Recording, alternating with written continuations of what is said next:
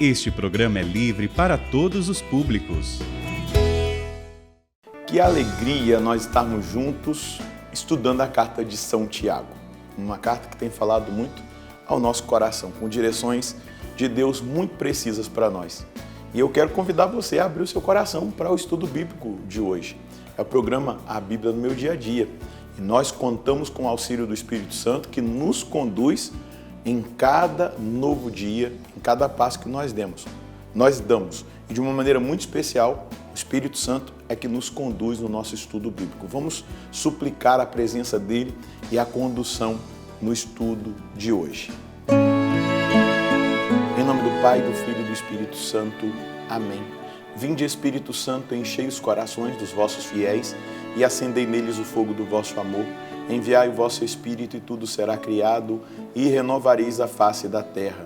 Oremos, ó Deus que instruíste os corações dos vossos fiéis, com a luz do Espírito Santo, fazei que apreciemos retamente todas as coisas segundo o mesmo Espírito e gozemos sempre da sua consolação por Cristo Senhor nosso. Amém. Vamos dar prosseguimento ao estudo da carta de Tiago. Então pega a sua Bíblia, o seu caderno para a gente anotar aquilo que Deus quer falar conosco. Nós vamos hoje para o capítulo 3, anota aí no seu caderno, Tiago capítulo 3, versículos de 1 a 12. Tiago capítulo 3, versículos de 1 a 12. Vamos ler o texto? Meus irmãos, não sejais muitos a vos tornar mestres, pois sabeis que estamos sujeitos a julgamento mais severo. Todos nós tropeçamos em muitas coisas. Aquele que não peca no uso da língua é um homem perfeito, capaz de refrear também o corpo todo. Se pomos um freio na boca do cavalo para que nos obedeça, conseguimos controlar o seu corpo todo. Reparai também nos navios, por maiores que sejam e impelidos por ventos impetuosos, são, entretanto, conduzidos por um pequeníssimo leme na direção que o timoneiro deseja. Assim também a língua, embora seja um membro pequeno, se gloria de grandes coisas. Comparai o tamanho da chama com o da floresta que ela incendeia. Ora, também a língua é um fogo, é um universo da malícia. Está entre os nossos membros, contaminando o corpo todo e pondo em chamas a roda da vida, sendo ela mesma inflamada pela geena. De fato, toda espécie de feras, de aves, de répteis e de animais marinhos pode ser domada e tem sido domada pela espécie humana. Mas a língua, nenhum ser humano consegue domá-la. Ela é um mal que não desiste e está cheia de veneno mortífero. Com ela bendizemos o Senhor e Pai, e com ela amaldiçoamos as pessoas feitas à imagem de Deus. Da mesma boca sai a bênção e a maldição. Ora, meus irmãos, não convém que seja assim. Porventura, a fonte faz jorrar pelo mesmo orifício a água doce e a água amarga? Porventura, a figueira, meus irmãos, é capaz de produzir azeitonas ou videira figos? Assim também a fonte salina não pode produzir água doce. Esse ensinamento de São Tiago é muito conhecido. Inclusive, a gente dá até como penitência muitas vezes, né, quando as pessoas se confessam, a gente dá para elas meditarem em relação a essa realidade, da questão do cuidado que nós temos que ter com o uso das palavras, com a nossa língua. São Tiago, ele está mostrando aqui que é um perigo essa dimensão da língua, do uso da língua. Primeiro, ele vai dizer que a gente tem que tomar muito cuidado com o desejo de muitas vezes ser mestre, querer ensinar para as pessoas. Né? Ele vai falar isso no primeiro versículo. Meus irmãos, não sejais muito a vos tornar mestres, pois bem sabeis que estamos sujeitos a julgamentos mais severos. Então ele vai dizer que toma cuidado, você que quer dar uma de sabichão, que quer ser mestre, que quer ensinar, você vai ser julgado. É um julgamento severo, porque se a gente ensina algo que não é certo, e aí vamos falar dentro da realidade da doutrina, se a gente ensina heresia, se a gente indica apostasia de fé, nós teremos um julgamento severo. Eu que sou sacerdote, que sou padre, que tenho munus de ensinar, eu tenho que estar sempre atento se o meu ensino está de acordo com a doutrina da igreja, porque o julgamento dos mestres será mais severo.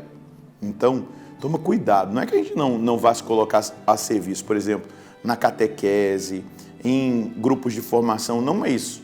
Mas a gente tem que ser fiel a Jesus Cristo, à palavra de Deus, ao magistério da igreja, à tradição, certo? Depois ele vai falar que a gente tropeça em muitas coisas, mas que é um sinal de perfeição. Ele vai dizer, ó, todos nós tropeçamos em muitas coisas. Aquele que não peca no uso da língua é um homem perfeito, capaz de refrear também o corpo todo. Então São Tiago ele vai trabalhar aqui nesse texto que nós ouvimos, aquilo que a língua muitas vezes marcada, e eu achei interessante aqui, ele usar, né, uma imagem muito interessante, que ele fala, comparai o tamanho da chama com a floresta que ela incendeia, versículo 5, né? Versículo 6, ora, também a língua é um fogo, é um universo da malícia.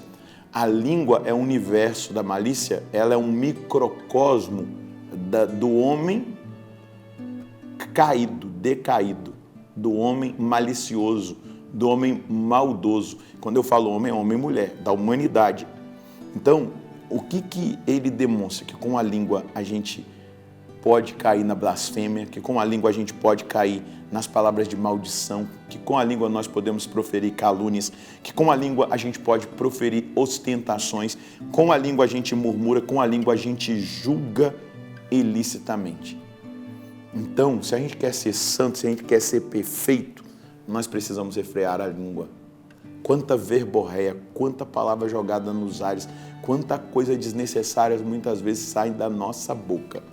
Hoje o estudo bíblico está nos chamando a atenção para algo que deve ser por nós colocado como meta. Eu vou pedir a graça a Deus para refrear minha língua. Santo Agostinho, quando ele pega esse texto aqui, não é, do capítulo 3 de São Tiago, e ele comenta, ele diz, Tiago está mostrando que por nós mesmos nós não conseguimos refrear a língua, mas nós precisamos pedir a graça para Deus, para que nós refreemos a língua. Porque à medida que nós conseguimos dominar as nossas palavras, é uma palavra que Tiago está dizendo aqui, nós conseguiremos dominar todo o nosso corpo. Perceba se você não tem falado demais, perceba se você não tem falado desnecessariamente, perceba se as suas palavras não têm soberba, orgulho, vaidade. Perceba se aquilo que você tem falado não é para chamar atenção, para aparecer. Perceba se dentro das suas palavras não existe essa realidade da blasfêmia, essa realidade de palavra de maldição. Quantas palavras de maldição a gente já jogou sobre o Brasil, a nossa cidade, o nosso estado, pessoas, não é? Ao invés da gente abençoar, a gente amaldiçoa. Quanta calúnia muitas vezes sai dos nossos lábios, coisa que nós falamos do nosso próprio, e às vezes é fofoca, calúnia espiritual. Padre Léo dizia isso. Padre Léo uma vez teve uma imagem, ele andava muito na TAM, né, na Latam, ele gostava muito de andar nesses voos, e ele dizia assim, antigamente quando a gente ia pegar um voo, quando a gente chegava na porta da aeronave, tinha um tapete vermelho. Aí diz ele que estava rezando uma vez e uma câmera foi se aproximando, ele via aquele tapete vermelho diante dele. Quando o foco da câmera focou no tapete vermelho, na visão que ele teve, era um monte de língua emendada na outra. Aí ele perguntou, Senhor, o que é isso? Aí Deus disse para ele, é língua de carismático fofoqueiro. O que é o carismático fofoqueiro? É aquele que diz assim, deixa eu te falar uma coisa para você rezar. Sabe o que aconteceu com aquela pessoa? Aí vai lá e conta. E aí calunia. E aí espalha a fofoca, entendeu? Língua de carismático fofoqueiro. Nós não podemos tê-la. Calúnia, ostentação. Quantas coisas a gente fala desnecessariamente para aparecer, para mostrar que a gente tem. Murmuração. Ao invés de louvar, a gente murmura, não é?